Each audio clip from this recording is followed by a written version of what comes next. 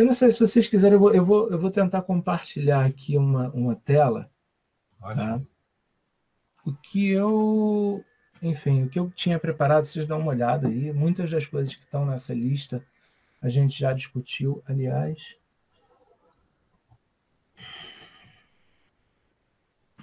Está tudo aparecendo com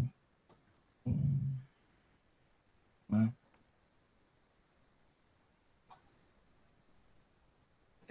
Tá tudo aparecendo para vocês com sublinhado vermelho, não é? Mas não se preocupe, dá para entender perfeitamente. Porque deve estar como inglês aí o seu Word, Exatamente. então ele não está entendendo o português.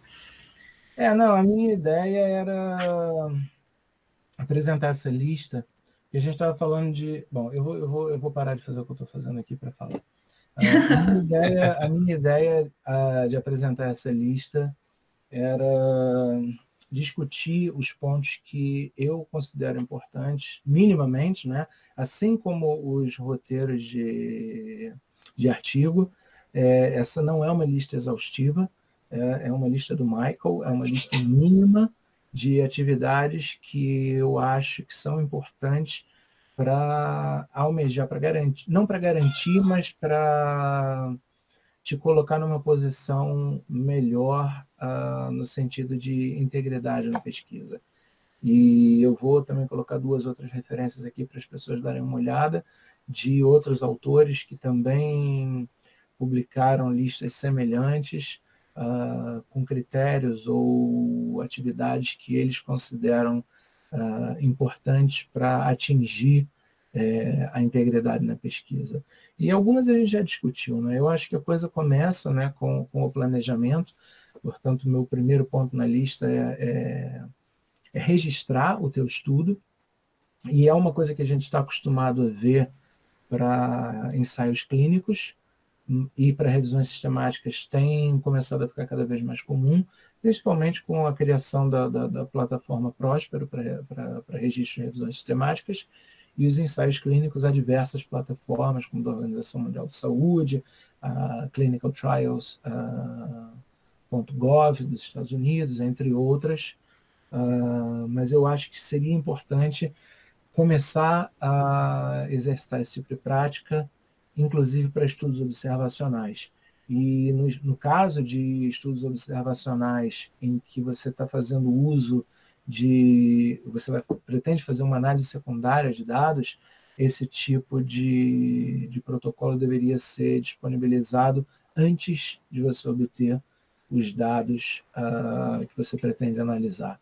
É claro que nem sempre isso é possível, mas novamente a gente retoma a discussão de discutir as limitações do teu estudo, né? E ser transparente com relação àquilo que você fez. No mundo ideal, você teria todos esses protocolos registrados antes da condução do teu estudo. Não sendo possível, você discute isso como uma limitação lá na frente. Eu acho que é muito importante você envolver, não é, o teu público-alvo, sejam pacientes, sejam pessoas saudáveis. É claro que aqui a gente está falando na pesquisa realizada com seres humanos, e junto desse ponto vem a discussão da utilização do que é chamado aqui de Core Outcome Sets, né? Um grupo de desfechos que são considerados essenciais para determinadas condições. E aqui vale a pena citar uma outra plataforma, que é a Comet, que foi desenvolvida com o objetivo de definir esses grupos de desfechos essenciais para determinadas áreas. E isso tem tudo a ver com a participação de pacientes e, enfim, indivíduos que compõem o teu público-alvo, porque são desfechos que são relevantes para esse grupo, não é? Então, é claro que no meio de uma pandemia em que você tem um vírus com um alto índice de letalidade, o teu desfecho natural vai ser sobrevivência, né? Não a ausência de morte. Mas há outras questões, e naturalmente isso vai começar a ficar mais evidente na medida em que a gente conseguir passar o ponto mais crítico da pandemia. Há outras questões que vão se identificar como muito importantes para indivíduos que foram acometidos dessa doença, e eu acho que a inclusão desses indivíduos na discussão do protocolo de investigações futuras, não no momento, é claro, dada a urgência da situação, vai ser muito importante. Nos cursos a gente já tem percebido muitos alunos perguntando, né, das sequelas, se a perda de olfato é permanente, se o dano, né, do sistema respiratório e até renal é permanente, e a gente tentando explicar que boa parte disso a gente só vai saber daqui a algum tempo, né, mas a gente já percebe essa ansiedade que com o passar, como você falou, do ponto mais crítico, vai se tornar mais evidente, né, mais urgente ainda. Né? E até a gente gravou com o pessoal do Hospital de Clínicas de Porto Alegre sobre o plano daqueles pacientes que se recuperam, principalmente dos casos graves, certamente vai ter uma demanda para reabilitação desses pacientes, principalmente que eles ficaram um longo período na UTI, e então tem que thinking ahead, né? O pensamento a longo prazo desse paciente que certamente vai necessitar um atendimento ambulatorial e que muitas vezes o serviço de saúde nem está planejando isso, porque ele está planejando só para o atendimento do caso agudo, mas depois, passado, espero que vários vão sobreviver a esses casos graves, vão necessitar um atendimento, né?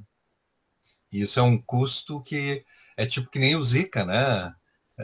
As crianças que têm limitações precisam um acompanhamento, não apenas a identificação, né?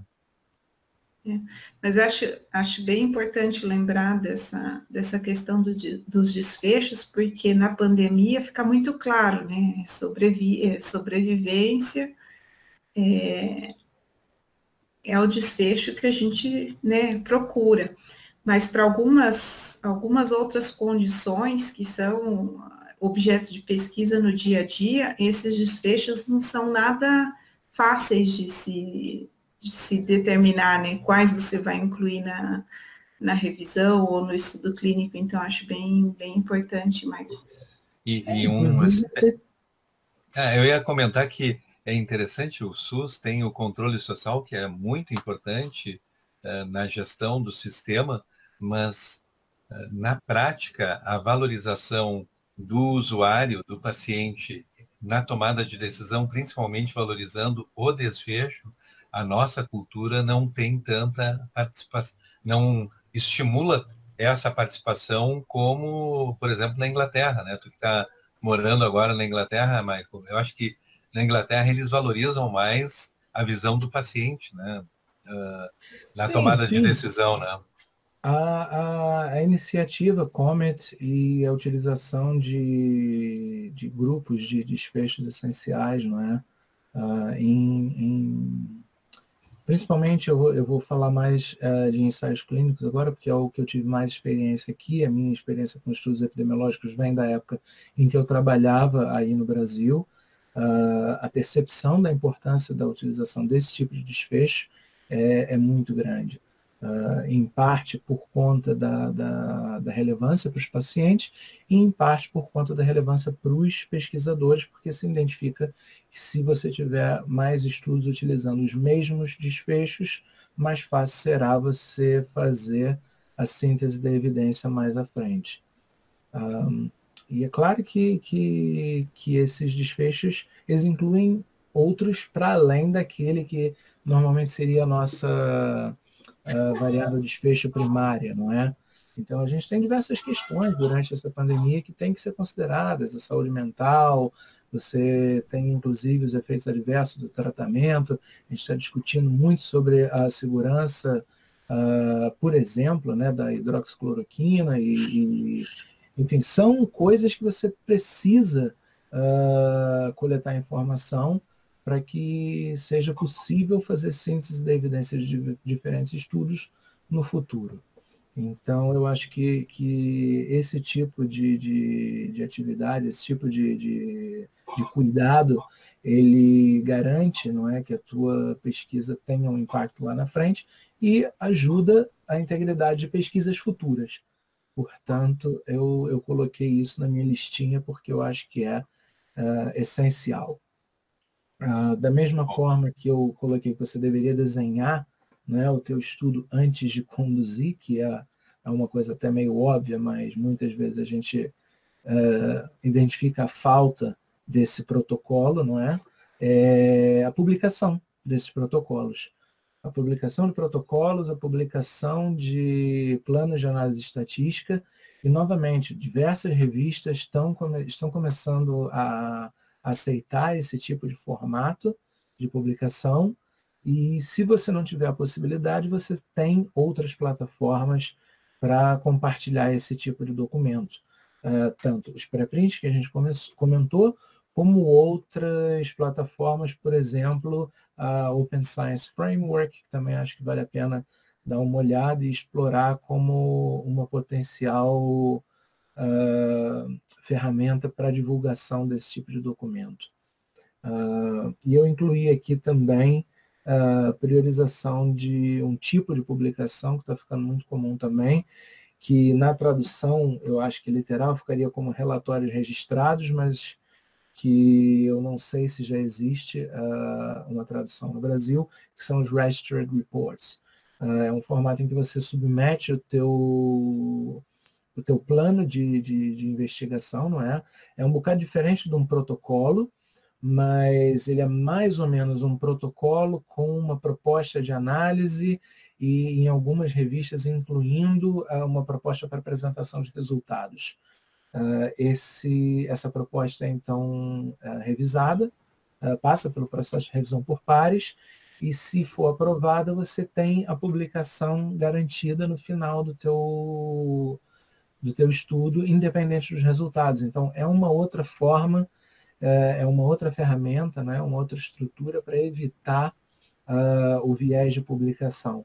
E eu acho que vale muito a pena explorar também, e isso seria, claro, o ideal no mundo em que você não tem essa urgência, mas vale a pena dar uma olhada, porque há revistas que estão fazendo fast track de Registered Reports também. Então, estudos que a gente está vendo, por exemplo, da eficácia da hidroxicloroquina, poderiam ser submetidos sob a forma de um relatório registrado, conduzidos e submetidos no intervalo de um mês.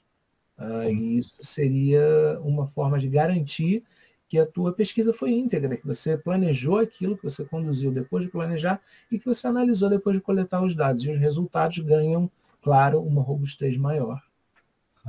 Eu ia comentar a aula do professor Goldin sobre ética, que eu sugiro quem não assistiu ainda assisti-la, que achamos muito boa, né, Daniela? E acho que foi até a Daniela mesmo que fez a pergunta. Ele relatou que 80% dos ensaios clínicos de medicamentos usados na COVID-19 são por iniciativa da universidade.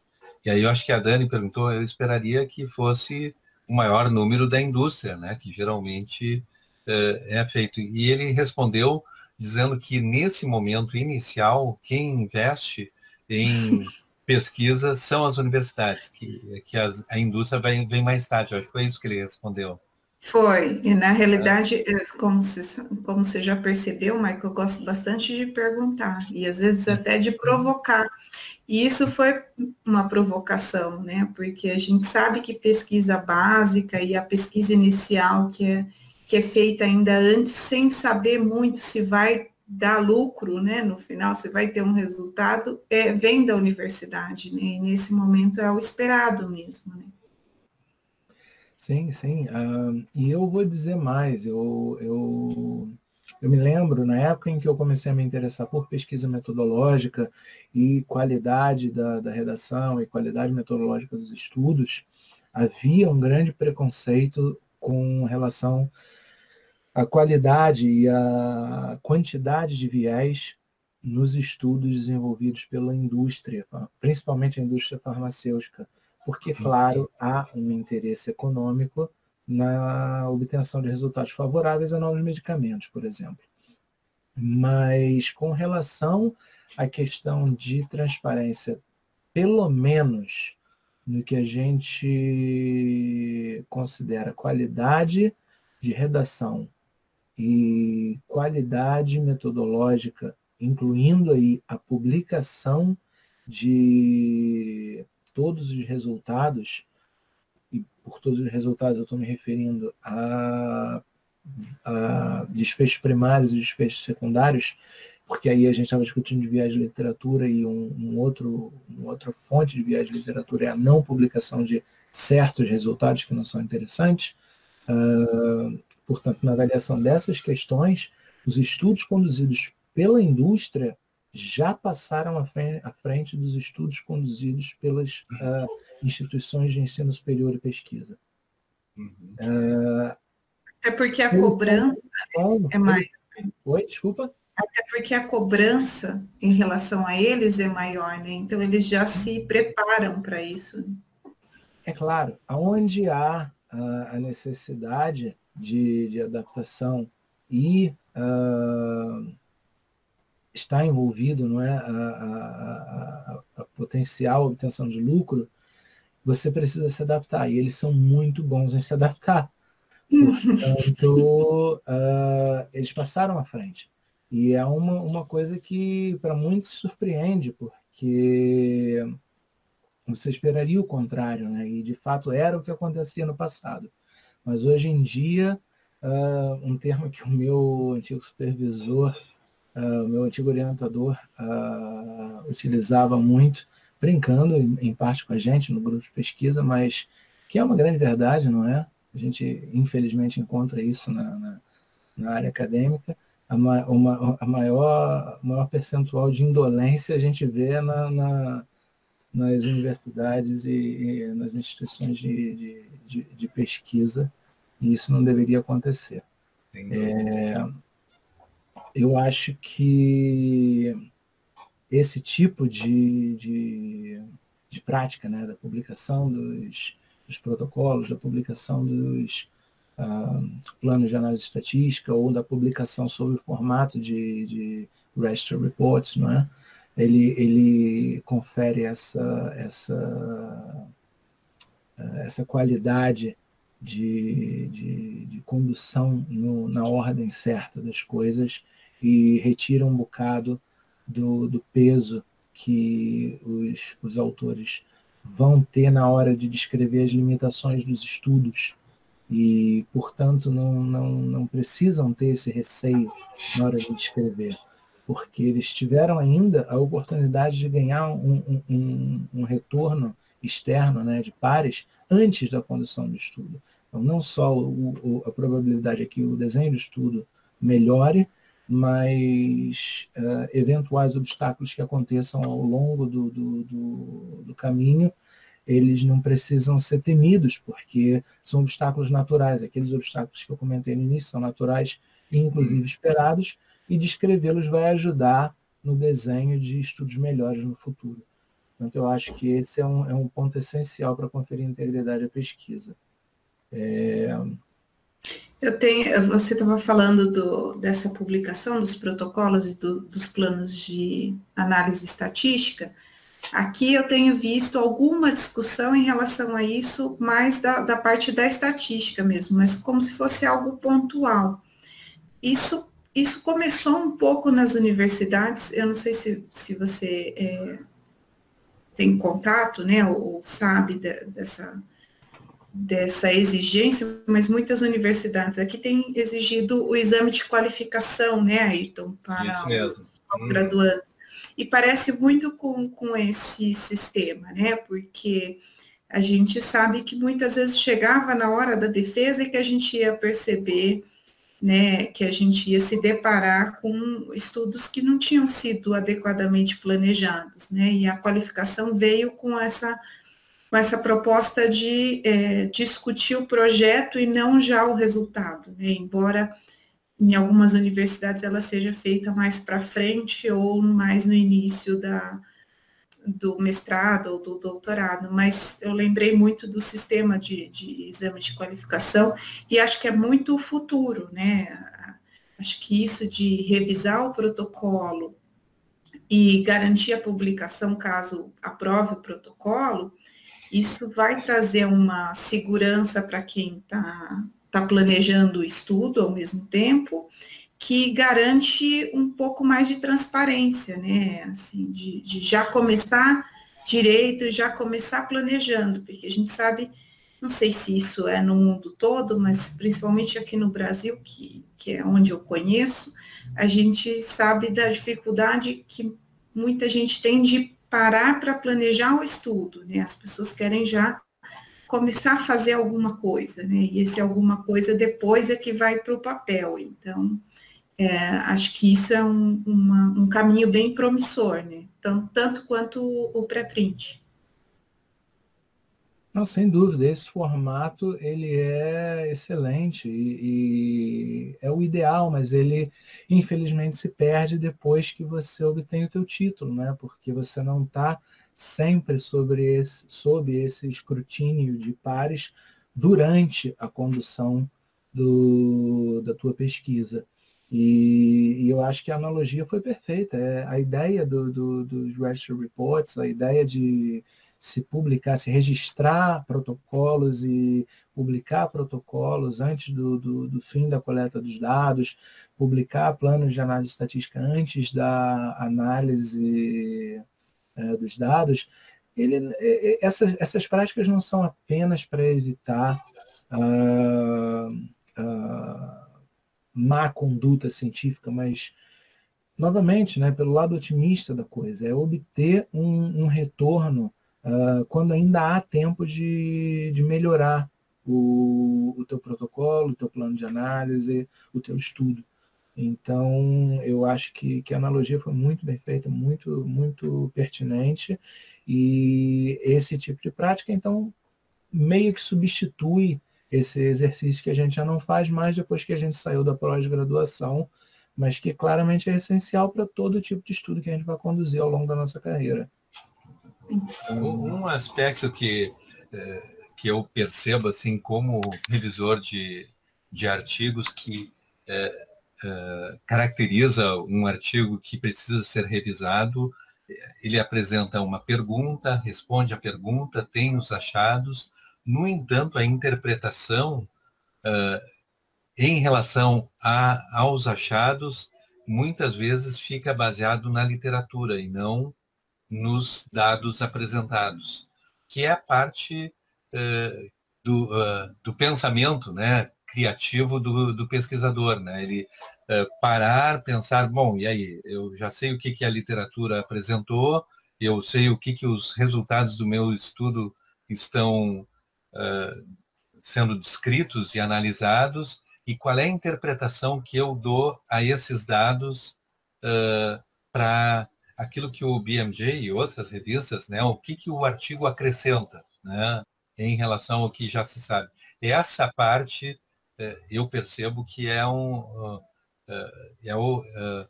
que diferencia o pesquisador que está iniciando, que não tem tanta experiência, com aquele que já está mais consolidado naquele tema, né? Não sei se vocês, né, percebem isso, assim, que essa que muitas vezes, se o artigo é bom e tem bons resultados e responde à pergunta, o pulo do gato é interpretar esses resultados. E muitas vezes o autor não está preparado para dar esse pulo do gato. Não, com certeza. Como revisor, né, de artigo científico, eu muitas vezes sou, por conta da natureza do meu trabalho, muitas vezes sou requisitado fazer a análise estatística, a revisão, né, da análise estatística e das questões relacionadas à análise estatística. E eu não consigo nunca me restringir a isso, eu leio o artigo todo e depois acabo criticando outros pontos do artigo se eu achar que tem alguma coisa a acrescentar. E da mesma forma que eu mencionei as limitações, uma outra dica, né, da qualidade do estudo é essa contextualização que o Ayrton mencionou. A gente tem um curso da Equator, que eu acho que a Patrícia mencionou também, que é a Publication School, em que a gente fala, né, como a gente dá dicas, não é? Porque, novamente, a gente não quer engessar os autores, a gente pretende simplesmente habilitar que eles tenham conhecimento dessas ferramentas e um conhecimento maior da estrutura, né, de um artigo científico, mas é importante exercitar a criatividade. Mas, de qualquer forma, a gente apresenta estruturas e na hora que a gente está discutindo como redigir, não é, a sessão da discussão do artigo, a gente estrutura isso em não necessariamente 4 parágrafos, mas 4 pontos. O resumo dos teus resultados para iniciar a discussão e a contextualização sendo o segundo. E, novamente, uma coisa que eu encontro com uma certa frequência é uma lista de outros estudos no tópico e uma lista dos resultados. E como a peça, né, do quebra-cabeça, que é o estudo que está sendo descrito, se encaixa nesse quebra-cabeça, muitas vezes está faltando. Então, não é simplesmente uma lista do que já foi observado antes, do que foi observado, e aí seja, o nosso estudo contraria o estudo de não sei quem. So what? O que isso quer dizer? Não é? Por quê? Qual que é a diferença? O que você acredita que foi feito de diferente naquele estudo em relação ao seu? O que o teu adiciona? Por que esse resultado pode ter sido? Enfim, essa contextualização, e novamente, é claro, eu entendo que muita dessa literatura é produzida por pesquisadores em um estágio inicial da carreira e falta, claro, experiência, mas muito, muito dificilmente esses artigos são de um autor único nesse estágio da carreira. Portanto, falta um bocado de prática, não é? De contextualizar. Porque senão... E até te contextualizar de onde vem essa comparação, né? Então, eu comparo populações diferentes, eu comparo épocas diferentes sem contextualizar, né? Que cuidados eu tenho que ter nessa comparação, né? A gente vê alguma coisa disso, por exemplo, esses ensaios clínicos que tem agora, comparando o resultado de um braço único com registro histórico de pacientes, né, com corte de pacientes, mas você às vezes não tinha, por exemplo, o suporte ventilatório adequado que você tem agora, né, as coisas evoluíram em 30 anos, né? Então, algumas comparações são feitas também sem esse cuidado, né, sem chamar atenção para as limitações dessa comparação, né? Sim, e eu acho que essa discussão, ela, enfim, só para eu aproveitar o gancho aqui, ela tem tudo a ver com os 3 próximos itens que eu incluí aqui nessa listinha, que são, não é, você publicar independente do resultado, então não ficar só preocupado em publicar resultados que ou concordam com a literatura, então possivelmente serão mais bem aceitos, ou publicar resultados que são o oposto da literatura, porque esses sim é que são a novidade. Não é? Publicar independente do que foi encontrado, porque é aquilo que você se propôs a fazer e aqueles são os resultados. Se o seu estudo foi bem feito, os resultados são aqueles. Então, cabe a você contextualizar e discutir as diferenças.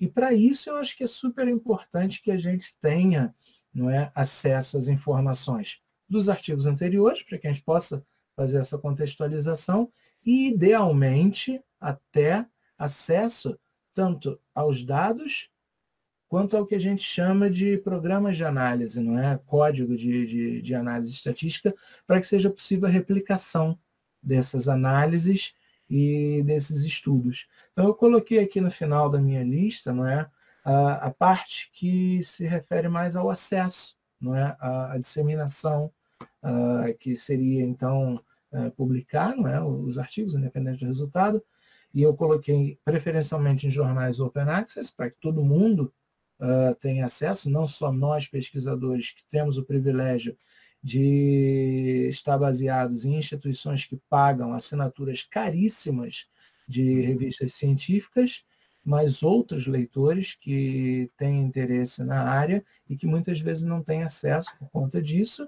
E aí, novamente, os pré-prints entrariam como uma opção. Utilizar, né, os roteiros de artigo, que a gente já discutiu um bocado, para que os leitores, e aí, independente de qual leitor seja, tenha acesso a toda essa informação e possa contextualizar os resultados dele no que toca essa discussão de discutir, não é, os teus resultados, e até para alguns pesquisadores que possam, como está lá no início da listinha, estar procurando fazer estudos de replicação ou até mesmo revisão sistemática com meta-análise ou simplesmente reproduzir uma certa análise que foi feita num estudo diferente com o banco de dados deles. Então, eu acho que essa listinha, como a gente discutiu aqui, tem aí alguns, não vou dizer que todos, é claro, mas alguns pontos que eu acho que são super importantes para atingir, ou pelo menos, né, para as pessoas que estão, para nós pesquisadores que almejamos a integridade em pesquisa.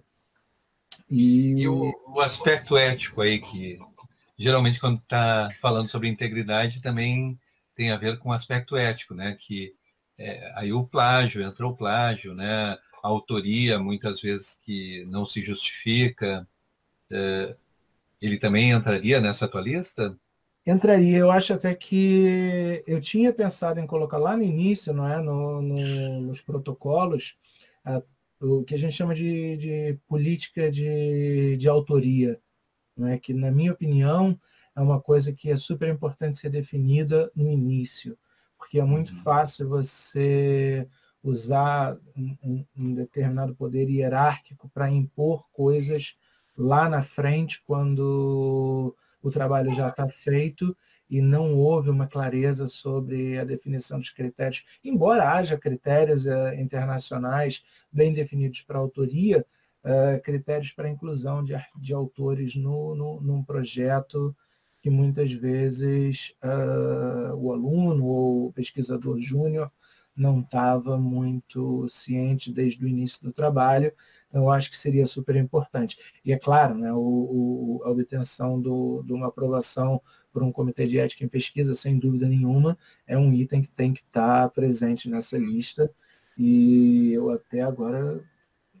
Deixa eu aproveitar para fazer uma pergunta, é uma curiosidade mesmo. Aqui no Brasil, eu não sei se na Universidade do Ayrton isso já está sendo cobrado, mas na Unifesp, por exemplo, já, e tenho notícia de várias universidades brasileiras cobrando. Está sendo cobrado a aplicação do projeto para o CEP, né, a avaliação pelo CEP, inclusive de projetos de revisão sistemática, né? Não sei como isso é aí para vocês, né? E não sei também, Ayrton, você pode falar se isso já chegou aí para vocês. Mas do ano passado para cá veio, né, uma resolução pedindo que todos os projetos, mesmo aqueles que não envolvem experimentação, enfim, passem pelo CEP em uma outra via, uma via mais simplificada, digamos assim, mas ainda assim passem pelo comitê de ética. Quando é aluno de pós-graduação, é solicitado, né, para que fique registrado, até para caracterizar como uma produção identificada na universidade, né? Acho que tem essa característica também. Mas não se justifica, né, que não tem sujeito de pesquisa, não há necessidade, do ponto de vista ético, não haveria necessidade, né? Eu honestamente não sei se há essa diferença com relação a projetos apresentados por alunos de pós-graduação e pesquisadores que já não estão nesse estágio, mas eu sei que há uma diferença entre projetos de revisão sistemática, especificamente, que pretendem ter como unidade de análise outras publicações e projetos de revisão sistemática que pretendem ter como unidade de análise os dados individuais de pacientes. E esses sim tem que passar por aprovação do comitê de ética, até porque eles vão precisar revisar os critérios de identificação dos sujeitos nos bancos de dados que você pretende utilizar e como é que você vai obter esses bancos e como é que você vai, que eles chamam aqui curar, não é? Não sei se em português é essa palavra, fazer a curadoria dos dados, né? Você vai manter esses bancos de dados que, em teoria, não foram obtidos inicialmente por você. Então, isso eu sei que existe, mas essa diferença entre projetos apresentados na pós-graduação e outros projetos eu não tenho certeza. Eu acho que isso é uma coisa mais aqui no Brasil. Na Unifesp, então, só para você saber, está se pedindo para tudo, independente de ser em relação aluno ou não. Envolver aluno de pós-graduação ou não. Até lembrando novamente a aula do professor Goldin sobre ética, ele comentou que poucos países têm a base de dados como o Brasil tem, de todas as pesquisas cadastradas, como tem a plataforma Brasil. No Reino Unido, como é que é isso? Tem uma plataforma que nem plataforma Brasil?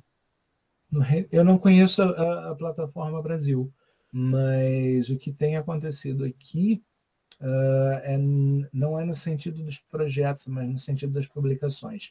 O que as universidades e, enfim, as instituições de ensino e pesquisa, né, ensino superior e pesquisa, estão sendo cobradas que criem uma plataforma de depósito das publicações. Portanto, mesmo publicações que não são, como a gente diz, open access, elas têm que ser depositadas nessas plataformas das universidades e, minimamente, depois do período de embargo, elas vão ser disponibilizadas publicamente,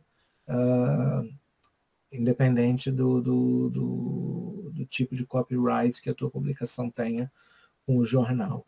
Isso é no sentido de promover, não é, o Open Access, de promover o acesso aos resultados da pesquisa científica por parte de outros interessados, não é, na evidência científica, que não, como eu estava dizendo mais cedo, nós acadêmicos que temos o privilégio de acessar essas revistas por meio das nossas instituições. Sim. Ótimo. Bom, eu imagino que já deva ser que horas aí, Michael? Já deve estar quase passado da meia-noite. Não, aqui a gente está 4 horas à frente, são 20 para meia-noite. 20 para meia-noite. Então, vamos deixar o Michael descansar. Chegamos no final da lista do Michael. A não ser, Michael, que você queira complementar com alguma coisa, mas acho que a gente teria assunto aí para dias, né? A gente sabe que tem. Não, sem dúvida. Eu acho que eu cobri todas as questões que eu queria discutir, ainda que de forma superficial em alguns casos. Se for possível, acho que seria bacana deixar os links de algumas dessas plataformas que a gente mencionou durante a conversa, para aqueles que tenham interesse em irem buscar mais informações. Mas, no mais, é mesmo agradecer a oportunidade, acho que foi super bacana. Eu tenho acompanhado as discussões e acredito que a minha mínima responsabilidade como pesquisador e como pesquisador que veio do Brasil é contribuir de alguma forma. Legal. E eu espero ter contribuído de alguma forma com certeza. às discussões. Com certeza, a gente agradece muito a sua disponibilidade, né? A gente teve mais do que uma conversa prévia à gravação para poder ajustar, até porque o assunto tem tantas vertentes possíveis, né? Que fica difícil a gente escolher uma ou duas, mas agradecer muito, Michael, sua disponibilidade. Só um termo, até eu gostaria de saber qual é a melhor tradução, Michael. Que eu acho que a tua apresentação, da Patrícia e de vários outros nesse curso é para auxiliar tanto o acadêmico, quem sabe até o professor, o profissional de saúde, a ter um pipeline, né? Aqui a gente vê muito um ecossistema científico que o Luiz Correia comenta tanto, né? Eu acho que a apresentação de hoje é muito para auxiliar o pipeline principalmente do pesquisador que está iniciando, né, a sua carreira acadêmica, né? Como é que seria a tradução do pipeline, que eu sempre uso a palavra em inglês? É os caminhos, a trajetória, né? Não sei se tem um... Sim, exatamente. Eu acho que eu honestamente também nunca pensei na tradução, mas eu não vou querer usar aquele termo que eu usava quando estava aí no Brasil, do caminho das pedras, porque eu não estou, como eu disse, não é, ensinando as pessoas uma lista exaustiva de recursos e plataformas que podem ser usados para atingir a integridade em pesquisa, mas é uma boa listinha de, enfim, ferramentas que a gente pode usar para nos auxiliar, e sem dúvida nenhuma há muitas outras, como a gente viu que havia itens que eu tinha esquecido de incluir na minha lista, que são itens essenciais no planejamento, condução e disseminação de pesquisa. Mas é isso que você mencionou, Ayrton. Eu acho que a discussão de hoje ela se insere muito nessa questão do pipeline, do pipeline de produção da evidência, que não se encerra no momento em que você termina a tua pesquisa, porque aquilo que é o ponto final para alguns de nós é o ponto inicial para outros, né? Então, a gente tem que ter esse cuidado de ser bastante minucioso até que as luzes se apaguem, né? Até que o nosso trabalho esteja definitivamente pronto, e pensar, refletir um bocado naquilo que a gente pode melhorar para os projetos futuros. Uhum. Uma coisa puxa a outra, agora me lembrei assim, e pelo que eu conheço a Daniela, e tu certamente como estatístico, a gente valoriza mais porque aprendeu mais pesquisa quantitativa, né? Mas a pesquisa qualitativa é tão importante quanto. Como é que tu vês isso, assim, esse encaminhamento de pesquisa qualitativa? Olha, esse pipeline? Eu acho, olha, eu vou dizer duas coisas. A primeira é, eu tenho uma admiração profunda por quem faz pesquisa qualitativa. É algo que, assim como eu já ouvi muita gente dizendo que está além das capacidades a minha habilidade estatística, pesquisa qualitativa está muito além das minhas capacidades, e eu tenho uma admiração profunda por quem se dedica e faz esse tipo de pesquisa. A segunda coisa que eu ia dizer é que isso tem ganho cada vez mais força, e principalmente naquela questão que a gente estava discutindo, na escolha dos desfechos, não é? A pesquisa qualitativa, ou pelo menos a inclusão de desfechos qualitativos, e aí até que ponto isso caracteriza, né, o que a gente chama de mixed methods. Eu não tenho como discutir muito, porque não tenho experiência nessa área, mas sem dúvida nenhuma a inclusão de desfechos qualitativos em estudos clínicos tem ganho muita força, ao menos aqui no Reino Unido e na Europa, de uma forma geral, muito por conta da inclusão desses desfechos naquele grupo de desfechos essenciais discutidos e definidos para áreas específicas de pesquisa médica. Ótimo. Bom, muito obrigado pela tua participação. Espero que o pessoal continue assistindo até o final. Muito obrigado, Michael. Nada. O prazer é meu. Ótimo. Obrigado, bom descanso e bom curso, pessoal. Tchau. Tchau.